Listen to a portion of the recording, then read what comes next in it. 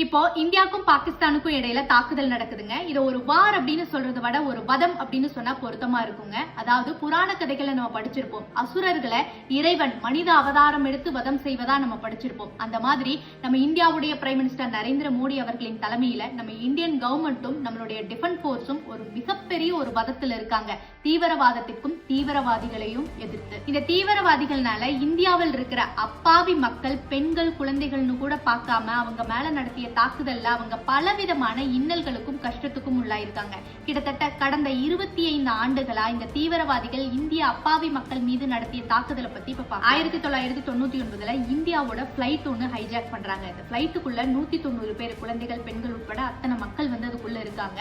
இந்த பிளைட் நேபாளத்துல இருந்து கிளம்பி டெல்லிக்கு போகணும். ஆனா அங்க போகாம பாகிஸ்தான்ல இருக்கிற லாகூர் ஏர்போர்ட்ல தரையிறக்குறாங்க, துபாயில தரையிறக்குறாங்க, ஆப்கானிஸ்தான்ல தரையிறக்கி கிட்டத்தட்ட ஒரு 5-6 நாட்கள் அதுக்குள்ள இருந்த அந்த மக்களை மரண பயத்துக்குள்ள வச்சிருந்தாங்க.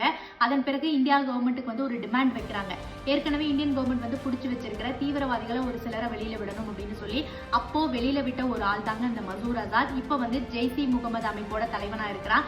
இப்போ ஆபரேஷன் சிந்தூர் மூலமா தாக்கப்பட்டதுல அவனுடைய குடும்பம் 10 பேர் இறந்து போயிருந்தாங்க. அதோட இறுதி சடங்குல பாகிஸ்தானோட ராணுவம் கலந்துகிட்ட அந்த புகைப்படத்தை எல்லாம் நம்மளால பார்க்க முடிஞ்சது. அடுத்து 2001ல இந்தியாவுடைய பாராளுமன்றத்து மேல தாக்குதல் நடக்குதுங்க டெல்லியில. இந்த தாக்குதல்ல நம்ம தரப்புல ஒரு 10 உயிர் நம்ம இழந்துடுறோம். அடுத்து 2008ல மும்பை தாக்குதல். இது இந்த ஜெனரேஷன்ல இருக்கிற எல்லாருக்குமே தெரிஞ்சிருக்க வாய்ப்பு இருக்கு. மும்பைல தாஜ் ஹோட்டல் உட்பட கிட்டத்தட்ட ஒரு 7-8 இடங்கள்ல தாக்குதல் நடத்தி அதுல 170 பேர் நம்ம சைட்ல உயிரிழக்கிறாங்க. இது வெளிநாட்டவரும் அடக்கம் 300 பேர் படுகாயம் அடைகிறாங்க. அடுத்து 2016ல பதான்கோட் விமான படைத்தளத்தின் மீது தாக்குதல் நடக்குதுங்க. இதுல 7 உயிர் இழக்கப்படுது. 2019ல புல்வாமா தாக்குதல். அநியாயமாக சிஆர்பிஎஃப் வீரர்கள் 44 பேர் இந்த தாக்குதல்ல உயிரிழந்துடுறாங்க. அடுத்து ரேசி தாக்குதல் அப்படின்னு சொல்லி இந்த தாக்குதல்ல ஒரு புனித யாத்திரைக்கு போயிட்டு வந்த ஒரு வேனை தீவிரவாதிகள் சுடுறாங்க. அதுல கிட்டத்தட்ட 9 பேர் உயிரிழந்துடுறாங்க, 41 பேர் படுகாயம் அடைந்துடுறாங்க. அதன் பிறகு பகல்காம் இஷ்யூ, இதுல 26 பேர் இறந்துடுறாங்க.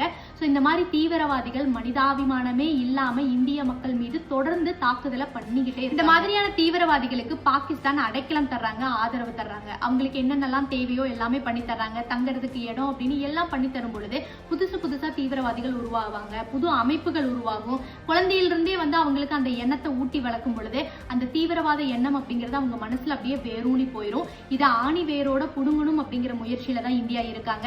தீவிரவாதிகளும் தீவிரவாத அமைப்புகளும் அதுக்கு சப்போர்ட் பண்றவங்களையும் ஒரு வதம் பண்ணணும் அப்படின்னு ஒரு வதத்துல இருக்காங்க.